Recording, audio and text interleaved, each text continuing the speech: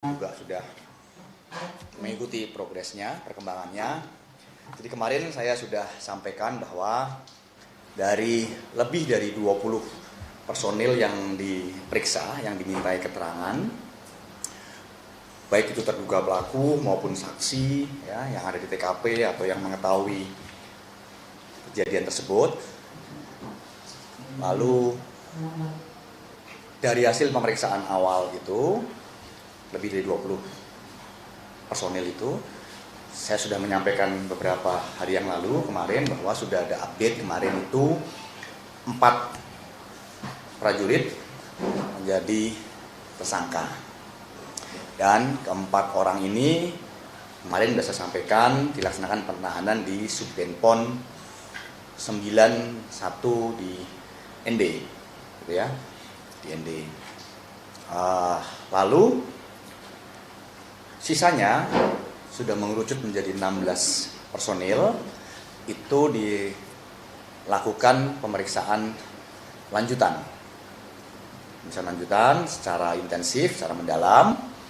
Dan untuk yang 4 tadi, untuk yang 4 sudah ditetapkan sebagai tersangka tadi, pemeriksaannya dilanjutkan lagi sebagai tersangka tentunya, ditahan di Subdenpom 91 ND. Untuk yang sisanya, yang kemarin saya sampaikan 16 personil, itu dilaksanakan pemeriksaan lanjutan secara mendalam. Dan hari ini saya sampaikan bahwa ke-16 personil yang kemarin dilanjutkan pemeriksaannya secara mendalam itu sudah juga ditetapkan sebagai tersangka. Sehingga total sekarang ada 20 orang personil prajurit yang ditetapkan sebagai tersangka. Untuk yang 4 orang ditetapkan sebagai tersangka awal itu sudah dipindahkan penahanannya di Denpom Kupang. Untuk yang 16 orang menyusul ini karena baru selesai pemeriksaan di Subdenpom 91 ND, posisi masih ada di ND. Nanti untuk lanjutannya saya akan berkomunikasi lagi dengan jajaran penyidik dari Polisi Militer Kodam 9 Udayana untuk melihat perkembangannya. Tentu kalau sudah ditetapkan sebagai tersangka, 16 orang prajurit ini juga akan dilaksanakan penahanan. Dan saya sampaikan di sini, selesai ini pemeriksaan akan dilanjutkan sama dengan yang 4 orang ditetapkan awal sebagai tersangka. Pemeriksaan semuanya akan dilanjutkan, pemeriksaan lanjutan sebagai tersangka. Setelah sebelumnya pemeriksaan dilaksanakan sebagai terduga, saksi, atau yang ada di sekitar tempat kejadian perkara.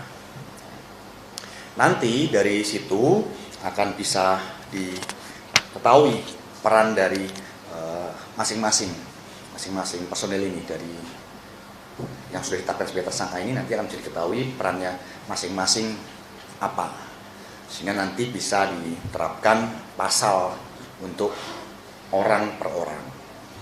Jadi tentu tidak akan sama pasal yang akan diterapkan, di mana nanti ancaman hukumannya juga mengikuti pasal yang diterapkan tersebut, tidak akan sama antara orang per orang. Semua akan dilihat sesuai dengan hasil pemeriksaan nanti perannya, porsinya ya, bagaimana di dalam kejadian ini.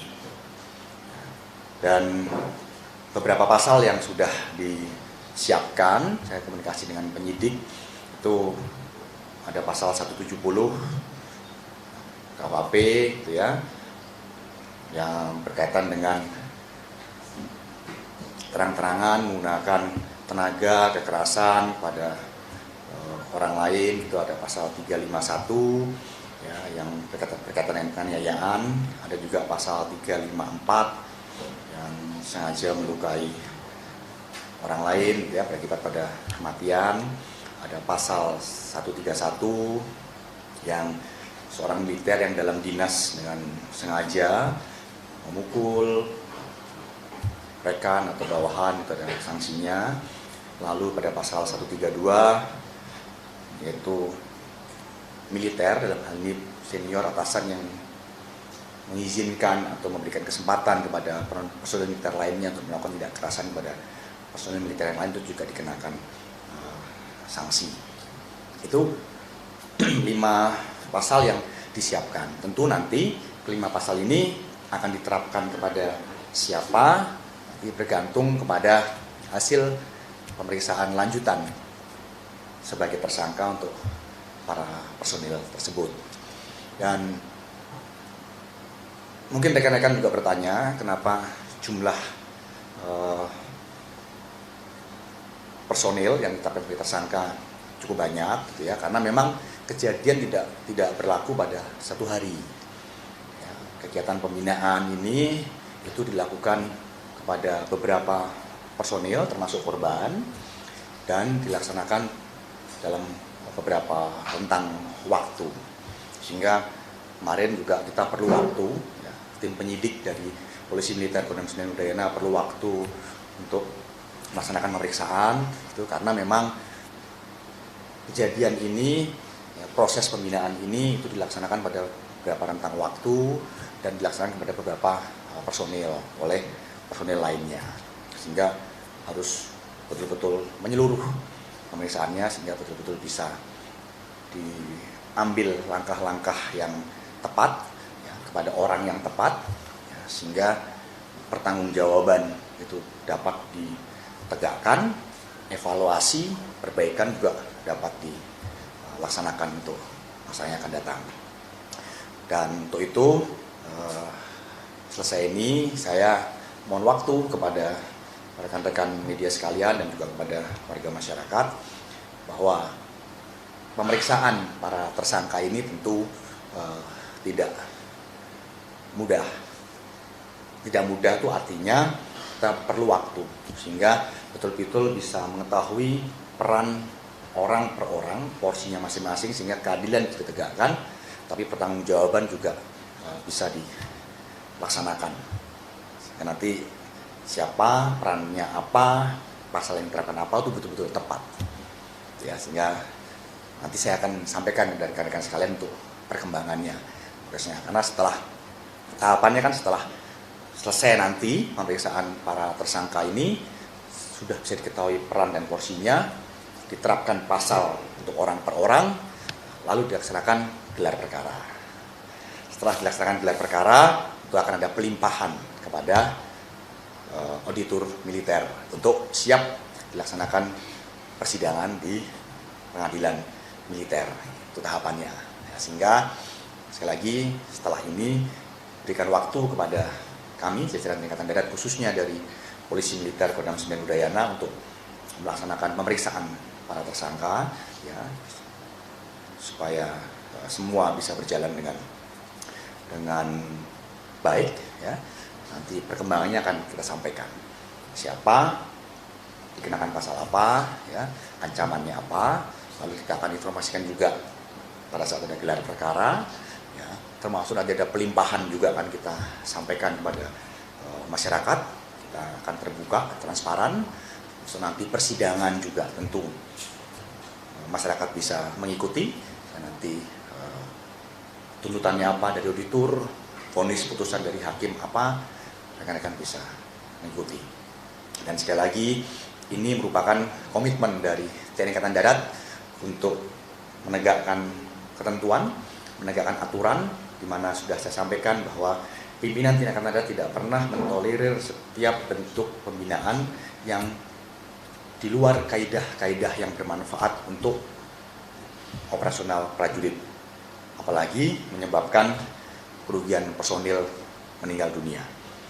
Ini betul-betul suatu hal yang di luar dari apa yang sudah digariskan, sehingga kita akan melaksanakan proses sampai dengan tuntas untuk menegakkan pertanggungjawabkan apa yang sudah terjadi, ya. Lalu ini juga bisa jadi bahan evaluasi buat seluruh satuan operasional Angkatan Darat agar setiap kegiatan-kegiatan pembinaan, ya, tradisi itu dilakukan yang dapat mendukung operasional keberhasilan pelaksanaan tugas prajurit. Demikian, ya. Tadi infonya ada satu program itu siapa Pak? Dari tadi kan pasal yang saya sampaikan tadi sudah ada, ya. Jadi ada pasal 132 itu kan bunyinya militer yang dengan sengaja mengizinkan seorang bawahan atau militer yang lainnya untuk melaksanakan tindakan kekerasan itu juga akan dikenai sanksi pidana. Jadi seperti yang ditanyakan tadi, ada satu karena setiap unit itu kan tentu ada struktur di kita, ada komandan regu, ya, ada komandan peleton, ada komandan kompi, dan setiap prajurit itu punya atasan. Sehingga kalau tadi disampaikan apakah ada leveling itu, ya tentu harus ada yang bertanggung jawab terhadap kejadian yang terjadi di unitnya. Nanti kita lanjutkan proses pemeriksaannya, porsinya apa. Ya. Inisial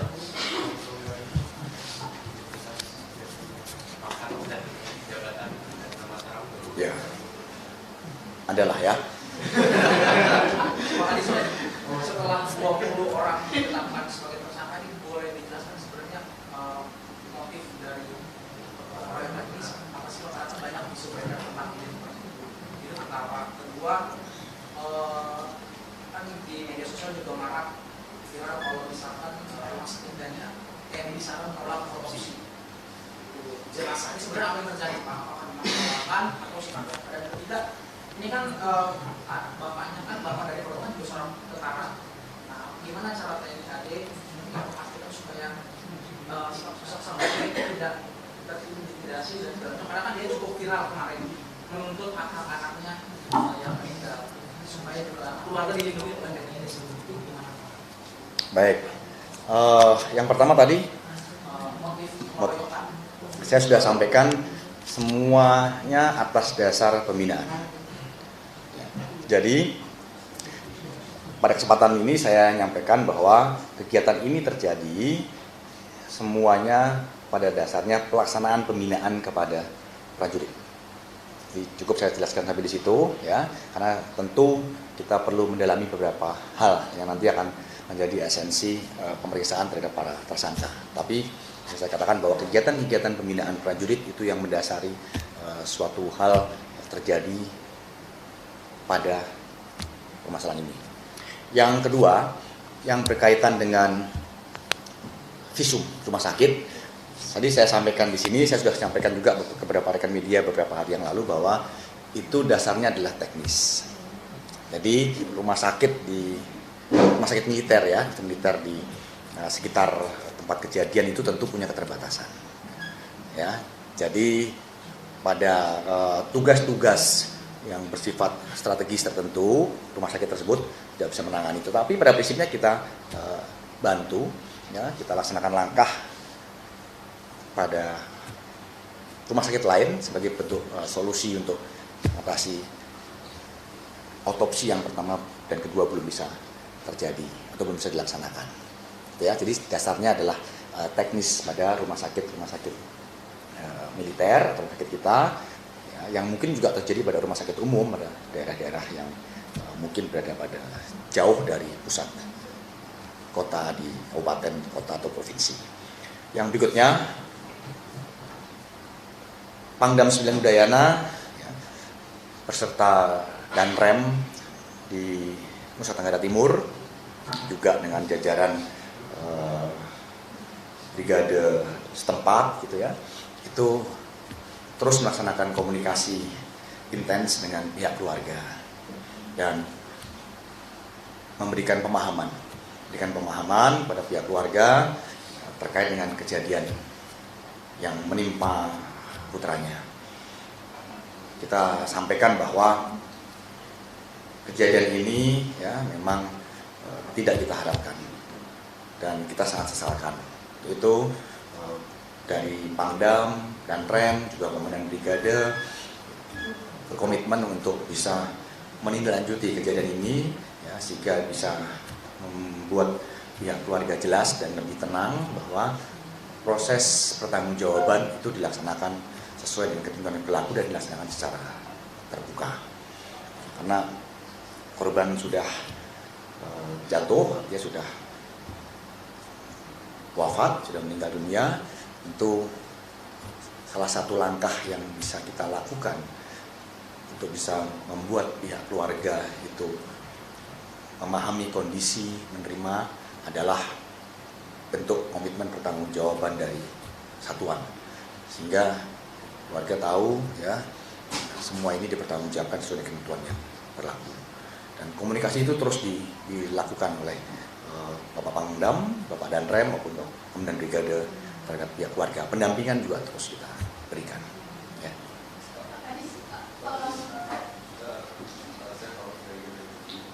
Ini kan sudah kejadian dan sudah alhamdulillah korbannya sudah panik. Kan ini beberapa kali terjadi di sendiri. Pelajaran yang bisa didapat tidak dari apa yang bisa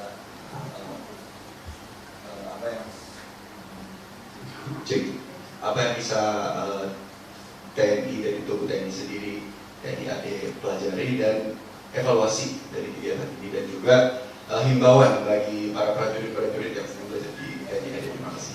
Baik, tentu ini sudah menjadi suatu bahan evaluasi bagi TNI Angkatan Darat. Ya.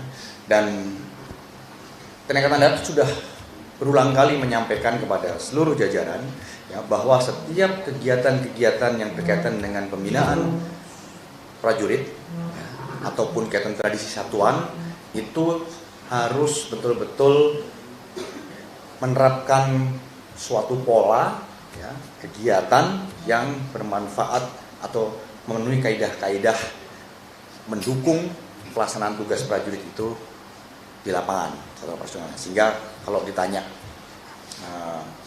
apa ya yang menjadi bahan pelajaran bagi TNI Angkatan Darat, tentu ini menjadi suatu bahan evaluasi yang cukup serius bagi kita. Ya, dan kalau ditanya apa yang diharapkan untuk satuan-satuan kita, saya tegaskan di sini pimpinan TNI Angkatan Darat sudah memberikan penekanan dalam bentuk banyak hal. Ya, artinya secara administrasi penekanan sudah disampaikan, penekanan langsung saat melaksanakan kegiatan untuk menengok satuan operasional di seluruh wilayah tanah air, dan salah satu yang menjadi penekanan adalah berkaitan dengan hal ini. Sehingga pada kesempatan ini saya juga menyampaikan pada jajaran untuk laksanakan lagi, review lagi, cek lagi apa yang menjadi penekanan dan apa yang menjadi ketentuan dari pimpinan itu dilaksanakan. Karena ini jadi bahan pelajaran. Apabila itu tidak dilaksanakan, ya, tentu proses pertanggungjawaban sesuai ketentuan yang berlaku itu akan diterapkan. Ya. Mau tanya beberapa hal ini kan kebetulan memang musibahnya atau insiden terjadi di Terbang ya kan, batalion yang memang baru dibentuk dan kemarin baru dibentukkan. Karena untuk yang ingin saya tanyakan pertama, mungkin bisa dijelaskan oleh Pak Kadis soal pola rekrutmennya supaya ini tidak terjadi di batalion lain. Apalagi kan yang mau dibentuk ini ada ratusan batalion serupa, mungkin juga nanti kelas prajuritnya juga sama, agar tidak terulang. Mungkin nanti akan ada tekanan apa dari Mabes. Kemudian masih terkait rekrutmen untuk sekitar 120 yang batalion maupun brigade ini nanti seperti apa Pak Kadis? Kan kalau nggak salah kebutuhannya sekitar 500-an pasukan per batalion itu sudah dibuka dan sudah tersedia pasukannya atau masih proses rekrutmennya untuk mengisi batalion-batalion itu. Yang kedua saya ingin tanya soal Kodam baru, mungkin bisa lebih detail Pak Kadis. Kan kalau kemarin disampaikan sama Pak Kapus Pen itu sejatinya kodam-kodam itu tidak akan menambah pasukan karena sudah ada Korem mungkin di sana, kemudian pasukan-pasukan organik yang memang sudah tergelar di wilayah yang nantinya di bawah kodam-kodam baru itu. Mungkin bisa dijelaskan dari yang 1, 2, 3, 4, 5, 6 ini itu ngambil pasukannya dari Korem mana atau satuan mana sehingga nanti jadi satu kesatuan di bawah kodam. Sama markasnya juga kan kalau membangun baru harus cari tanah, membangunnya sebagai macam. Ini nanti seperti apa nih supaya bisa langsung operasional, tentunya kan diharapkannya seperti itu kan. Terima kasih Kadis. Baik. Berkaitan dengan kejadian yang terjadi di NTT itu tidak ada masalah dengan rekrutmen. Artinya pola proses rekrutmen sudah berjalan dengan baik, ya, sesuai dengan norma-norma yang sudah digariskan untuk menjadi prajurit TNI secara umum dan TNI Angkatan Darat itu normanya apa, dari sisi fisik, kesehatan, psikologi, ya, dari mental, ideologi. Jadi saya tegaskan tidak ada permasalahan terkait dengan rekrutmen. Yang berikutnya yang berkaitan dengan untuk satuan baru, ya, satuan baru tadi ditanyakan bagaimana rekrutmennya, apakah baru atau sudah ada prajuritnya, ya. Jadi saya sudah sampaikan pada konferensi pers sebelum apel kehormatan bersama dengan jajaran Kepala Dinas Penerangan masing-masing matra bahwa itu nanti mix, ya. Karena rekrutmen itu kan setiap tahun ada. Nanti dari rekrutmen yang dilaksanakan setiap tahun itu, ya, baik ada pengembangan organisasi atau tidak ada pengembangan organisasi, setiap tahun kita melaksanakan rekrutmen. Nah, nanti hasil rekrutmen satuan atau personel-personel baru itu akan dimix dengan personel-personel yang sudah existing, yang ada di satuan-satuan operasional. Karena tidak mungkin juga suatu satuan baru itu semua berisi personel baru. Tentu harus ada personel-personel yang sudah berpengalaman pada leveling-leveling tertentu, leveling regu, leveling peleton, kompi, itu nanti yang membantu personel-personel baru itu untuk melaksanakan pembinaan maupun hal berkaitan dengan kesiapan operasional lainnya. Sehingga itu nanti dimix antara personel yang baru direkrut dengan yang sudah ada. Yang berikutnya untuk Kodam, gitu ya. Untuk Kodam seperti yang sudah rekan-rekan ketahui itu ada 6, ya. Ada 6 Kodam baru. Tadi yang ditanya pertama soal personil dulu, ya. Tidak ada penambahan personil baru untuk organisasi Kodam ini. Kenapa? Karena di wilayah-wilayah yang ada Kodam baru itu sebelumnya sudah ada Korem. Yang dilaksanakan oleh TNI Angkatan Darat saat ini adalah melaksanakan reorganisasi dari satuan-satuan yang sudah ada, disesuaikan dengan pangkat, ya, disesuaikan dengan kualifikasi, ya, korps, bidang tugas untuk menjadi personil di Kodam. Sekali lagi tidak ada personil baru, kita mereorganisasi dari personil yang sudah ada di wilayah-wilayah tersebut. Dan nanti, ya,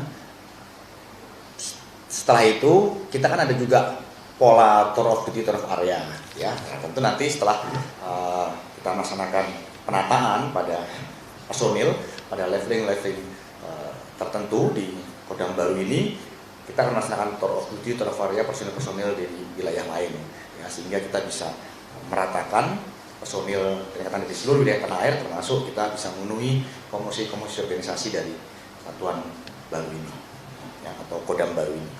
Untuk lokasinya, Kodam di Sumatera ada 3, ya. Di Sumatera itu ada 3, sebentar.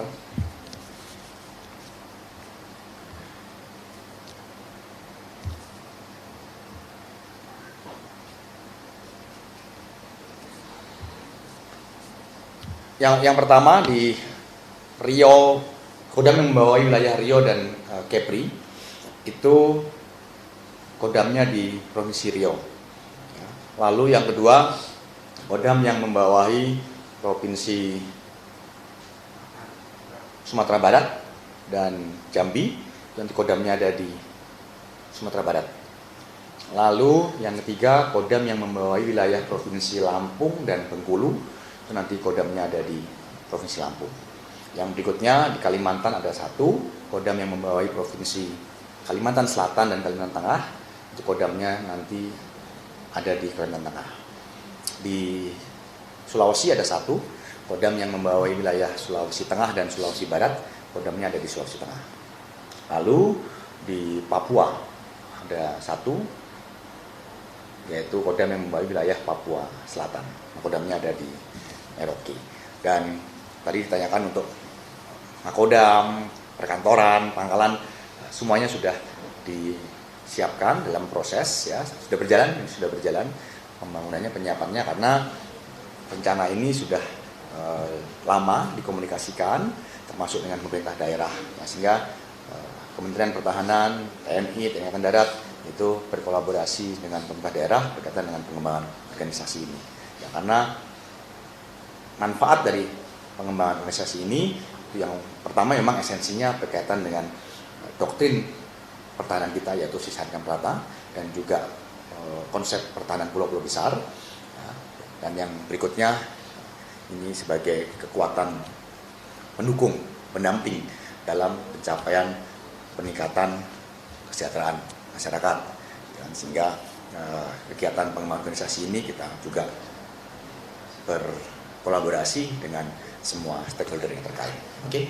Pak, jadi kalau terkait dengan tadi kan mengapa jumlah personil cukup banyak, itu karena ada pembinaan dan dalam rentang waktu. Nah, boleh dijelaskan itu pembinaannya berapa lama, dan juga apakah itu memang berarti korban dianiaya berhari-hari atau bagaimana sih Pak? Itu nanti kita sampaikan progres setelah pemeriksaan ya. Nah, artinya kegiatan pembinaan yang berjalan di TNI itu kan dilaksanakan setiap hari ya. Ada pembinaan fisik, ya, ada pembinaan kesehatan, kita ada pembinaan mental. Jadi tidak pada rentang waktu tertentu 1 minggu, ya tidak. Jadi pembinaan itu dilaksanakan terus-menerus, ya, untuk meningkatkan kemampuan, gitu ya. Lalu juga untuk menyiapkan prajurit itu setiap saat siap melaksanakan tugas. Nah, nanti yang ditanyakan itu maksud menjadi esensi yang akan dicoba dilihat konstruksinya, ya, pola-pola bagaimana yang menyebabkan kejadian atau korban bisa wafat. Berarti ada kemungkinan berhari-hari Pak, kalau disebutkan. Iya, tapi kan tidak mungkin juga berhari berturut-turut itu tidak. Karena Berapa kali gitu? ya, karena di kita ini kan juga menurut sistem pengawasan, ya, pengendalian dari unsur pimpinan, gitu kan ya. Jadi sangat tidak mungkin kalau itu berturut-turut, ya. Tapi mungkin pada beberapa rentang waktu, ya, ada jeda waktu, nanti kita coba lihat dari saksi pemeriksaan, ya. Dan kondisi orang kan beda-beda ya. Pak Kadis izin, saya Sandra Pak dari DNTM, ada beberapa pertanyaan. Untuk memperjelas juga, kami mendengar ada korban lainnya sebenarnya selain Prada Luki yang juga mendapat pembinaan gitu. Cuma bedanya Prada Luki ketika dibawa ke rumah sakit tidak survive dan meninggal, yang satu lagi ini selamat gitu Pak. Saya ingin mengkonfirmasi apakah itu betul. Kemudian yang kedua, sebenarnya informasi atau pemberitaan mengenai kekerasan yang dialami oleh prajurit TNI di tempat mereka bertugas itu bukan kali ini saja terjadi Pak Kadis. Kita juga pernah mengalaminya di tahun 2023 dan 2021 kalau tidak salah. Sebenarnya apa sih Pak Kadis yang menyebabkan siklus tindak kekerasan ini terus berulang begitu Pak? Dan apakah dalam praktek pembinaan tindak kekerasan itu dibolehkan oleh prajurit senior kepada prajurit juniornya? Kemudian terkait penambahan kodam baru Pak Kadis, berarti kan saat ini total kodam yang sudah ada itu 21 ya Pak. Dan apakah ada rencana untuk penambahan lagi selain 21 yang sudah ada? Karena informasinya saya dengar akan bertambah hingga mencapai 37. Kemudian ini mungkin sudah disampaikan ketika di upacara kehormatan militer, tapi saya ingin menanyakan kembali untuk penambahan kodam ini berarti anggarannya itu sudah disesuaikan ya Pak. Jadi sudah cukup begitu untuk 6 ini.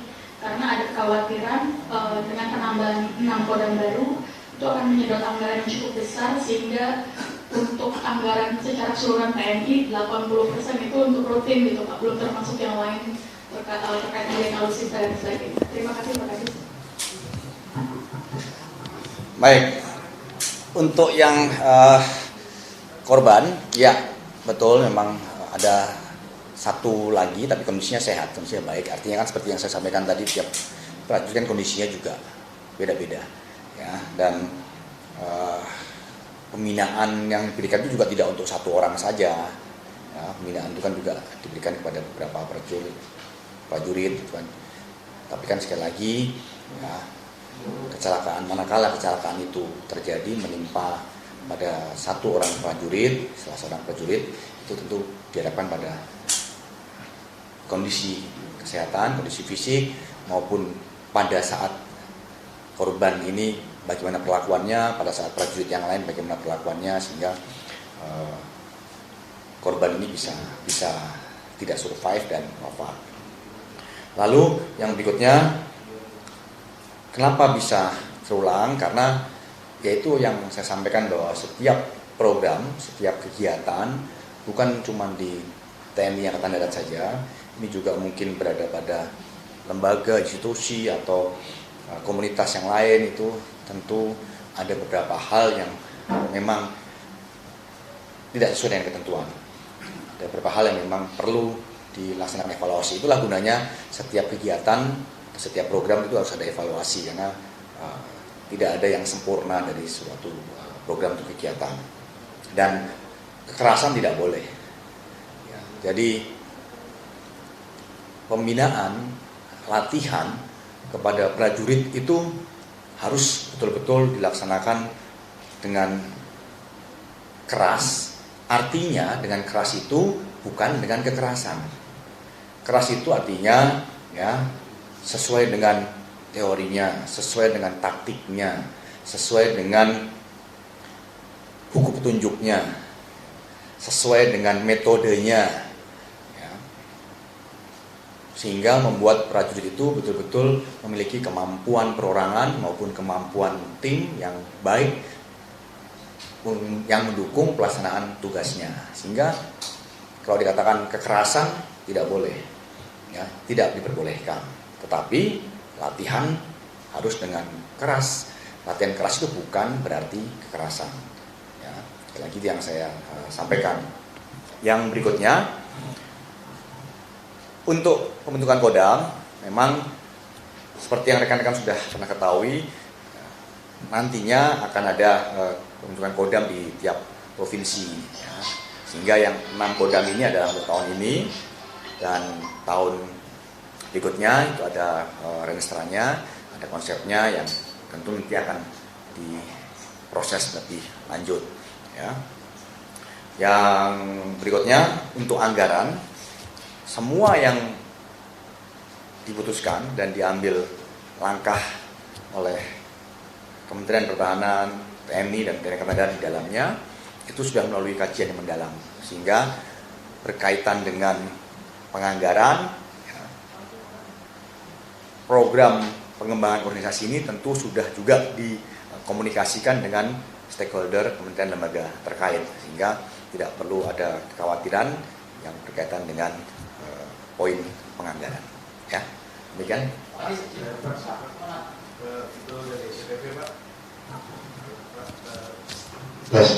Saya Vito dari CPP Pak. Ingin nanya Pak Wahyu soal adanya informasi calon bintara Angkatan Darat tadi pagi itu meninggal dunia di Bandung atas nama Muhammad Tehan. Informasinya seperti apa ya Pak? Itu penyebab meninggalnya karena apa atau kronologisnya seperti apa? Itu calon ya. Calon bintara. Kalau calon mungkin bisa ditanyakan ke setempat ya. Artinya kalau calon belum dibawa tanggung jawab kita. Ya. Jadi calon itu kan masih kembali ke rumah orang tuanya. Ya. Cuman dalam proses rangkaian tes gitu ya. Sehingga kita tidak punya datanya, kita tidak punya kronologis atau informasinya, karena yang bersangkutan adalah calon, yang bersangkutan belum menjadi prajurit TNI, sehingga banyak kemungkinan yang menyebabkan yang bersangkutan bisa mengalami hal tersebut yang mungkin bukan tanggung jawab kita, sehingga coba bisa dikomunikasikan dengan aparat wilayah setempat, komunikasi dengan pihak keluarganya, ya.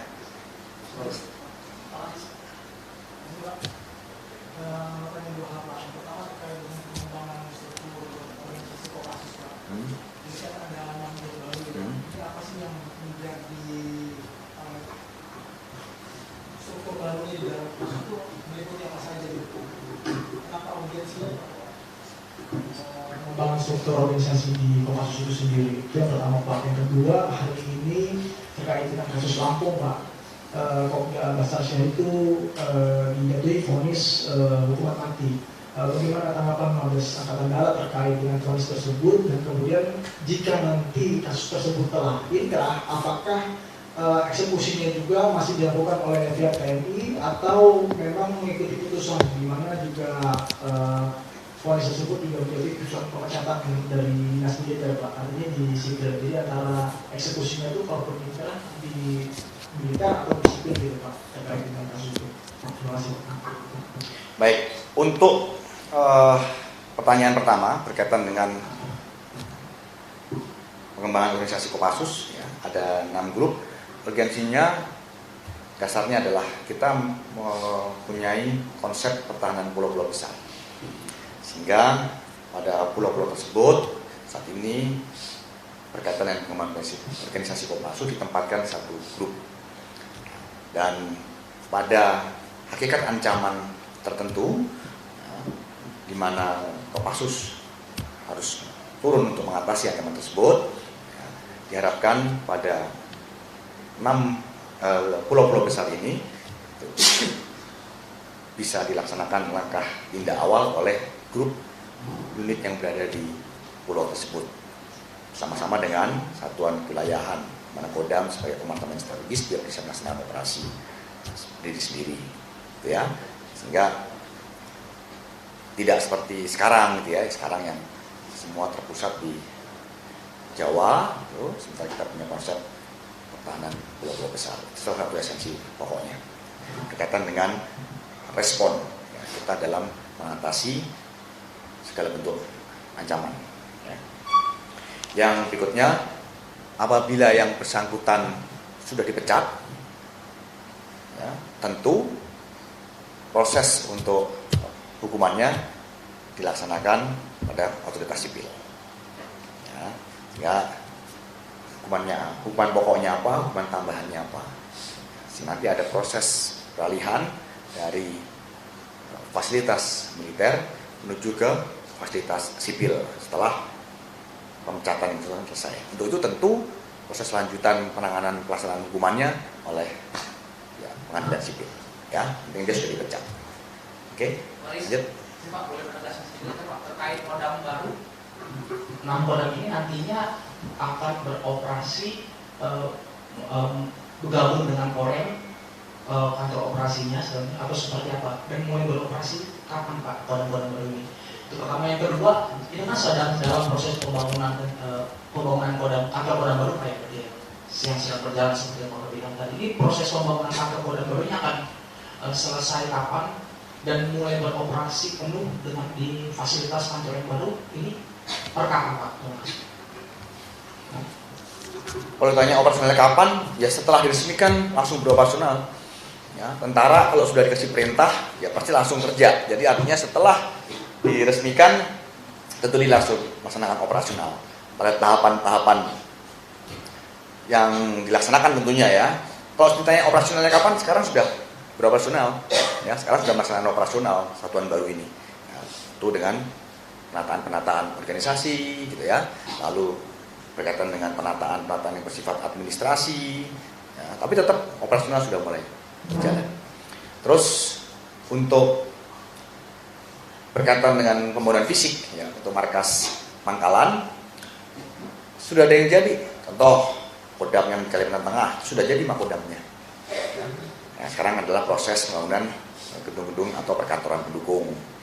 Lalu Kodam yang di wilayah lain itu proses pembangunannya sudah mulai berjalan, sehingga diharapkan akhir tahun ini secara fisik, gitu ya, secara fisik itu sudah selesai, ya, selesai, tinggal penyempurnaan.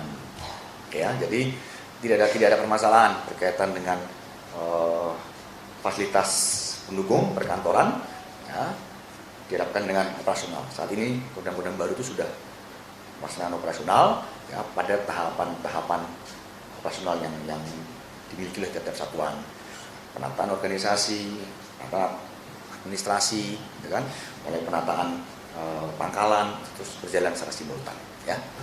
Lanjut. Ada lagi? Ya. Satu ya, Pak, kemarin kan semula 5 Kodam Pak, yang rencana, terus jadi 6 Kodam menjadi yang 45 Bojol baru Pak, idenya. Iya, betul. Betul. Ya.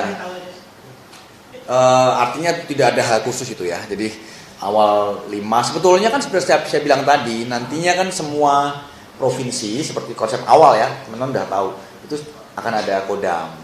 Sehingga kalau kemarin 5 terus terakhir menjadi 6, sebenarnya nggak ada masalah juga karena memang semuanya disiapkan, semua provinsi disiapkan untuk menjadi kodam kan gitu ya. Jadi tidak ada hal khusus ya, lebih kepada efektivitas dan kesiapan saja. Kesiapan itu artinya ya, di saat Sumatera Barat dengan Jambi ini juga sudah pada kondisi yang siap untuk diresmikan, kenapa tidak kita gabungkan. Jadi tidak ada hal khusus, artinya semua sudah dalam proses penyiapan. Yang kita lihat ternyata di luar 5 ini ada satu yang sudah kondisi juga sudah siap, maka kita resmikan. Ya. Dulu ya. Kemarin minggu lalu sebenarnya itu ada berita dari media luar itu dengan Asia Live itu bilang katanya Indonesia secara resmi telah mengoperasikan sistem rudal balistik taktis kan buatan Turki. Itu mungkin ada yang bisa dijelaskan nggak kalau dari TNI? Baik. Jadi untuk rudal balistik yang Kalimantan Timur ya. Ya. Itu sekarang masih menjadi domainnya Kementerian Pertahanan karena belum diserah terimakan secara resmi kepada TNI Angkatan Darat. Sehingga untuk secara detailnya teman-teman bisa bertanya kepada Bapak Karo Infohan ya, Brigjen Frega Wenas. Tapi memang ya sekarang sudah datang batch yang pertama. Ya, tetapi sekali lagi kami dari Angkatan Darat belum bisa menyampaikan secara detail ya, karena belum diserah terimakan kepada kami. Rencananya nanti setelah saya sudah berkomunikasi dengan Kemudian Pusat Kesenjataan Artileri Medan, karena itu berada di bawah pembinaan Pusat Kesenjataan Artileri Medan TNI Angkatan Darat. Saya banyak berdiskusi dengan Kemudian Pusat Kesenjataan Armet. Beliau menyampaikan nanti rencana pada batch kedua baru ada serah terima kepada TNI Angkatan Darat. Ya, sehingga sekarang masih dalam satu rangkaian proses pembelian. Ya, proses kajian dan pembelian dari Kementerian Pertahanan. Ya, silakan ditanyakan untuk detail teknisnya ke Kementerian Pertahanan. Ya, kita belum bisa menyampaikan karena sekali lagi belum serah terima. Nanti setelah serah terima kita akan sampaikan. Ya, kenapa deploy di sana, ya, terus kenapa itu menjadi salah satu item yang kita juga terima, ya, itu urgensinya senjata tersebut, alutsista tersebut. Diharapkan dengan tadi saya bilang sistem doktrin Sishankam rata kita dan konsep pertahanan pulau-pulau besar kita apa itu nanti setelah terima. Sebelum setelah terima kemhan dulu. Oke ya? Saya mau menegaskan tadi kan Pak sempat bilang terkait dengan baru itu motif dan diperkarakan pembinaan, dan tadi kan juga dilakukan juga secara tidak langsung hari itu misalnya segala macam. Nah, terkait dengan luka yang didapat si Radit ini hasil sementara itu apakah memang ada dipendam tumpul atau hanya karena segala macam, dan sama tidak ada alat ya, nggak ada alat, lebih kepada menggunakan anggota badan tangan ya. Kalau barang bukti ada yang diamankan? Tidak ada, artinya tidak ada penggunaan alat tertentu, tidak ada. Ya. Ada CCTV-nya nggak? Mungkin waktu kejadian. Ada saksi. Kan sudah saya bilang tadi, yang ditanya dari IDN tadi menyampaikan ada juga beberapa personil yang survive. Ya, itu CCTV yang paling mahal kan itu. Ya. Oke, lanjut.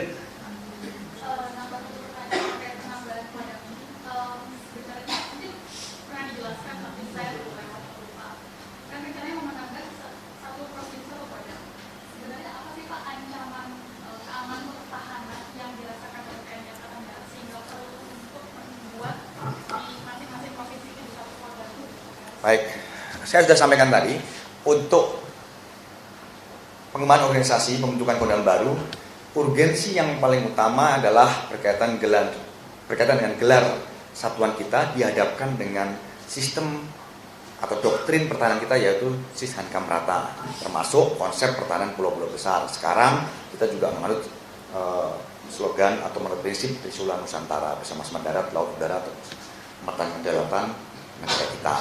Jadi esensinya berkaitan dengan support mendukung dari doktrin pertahanan kita dan konsep pertahanan yang kita miliki. Ya. Lalu, ya, dari poin itu diharapkan TNI Angkatan Darat itu memiliki kecepatan dalam merespon hal-hal yang berkaitan dengan isu pertahanan.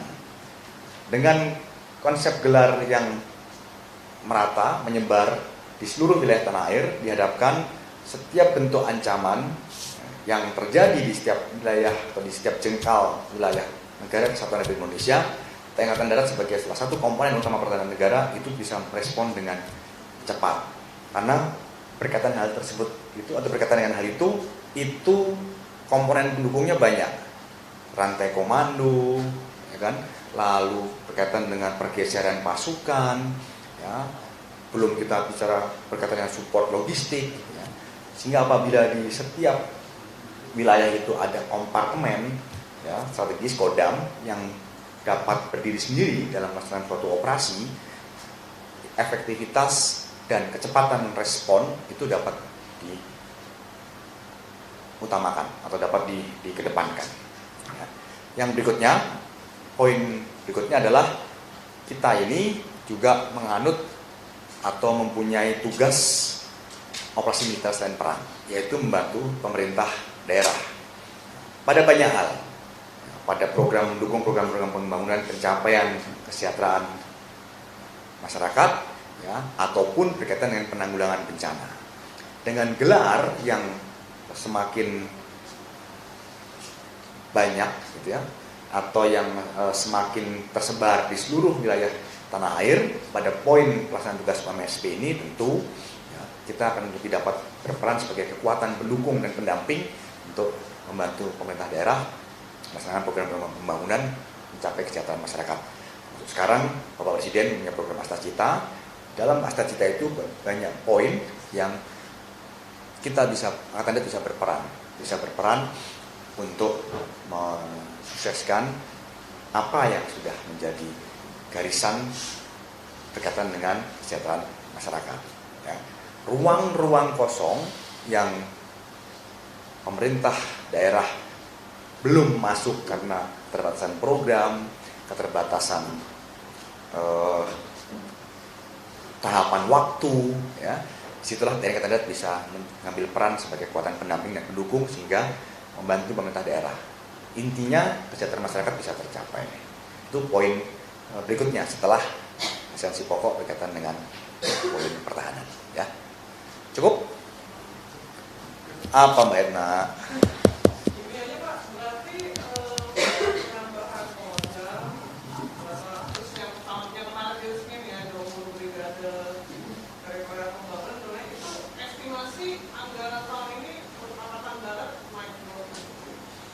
Saya belum terus terang untuk poin itu saya memang belum menghitung atau saya belum dapat informasi yang lengkap, ya, karena tentu berkaitan itu saya harus mencoba untuk berkomunikasi dengan staf perencanaan, gitu. Tapi yang pasti Mbak Edna, apabila itu sudah diputuskan, ya, sudah dieksekusi, tentu komunikasi dengan kementerian atau stakeholder terkait sudah dilaksanakan, kajiannya sudah dilaksanakan.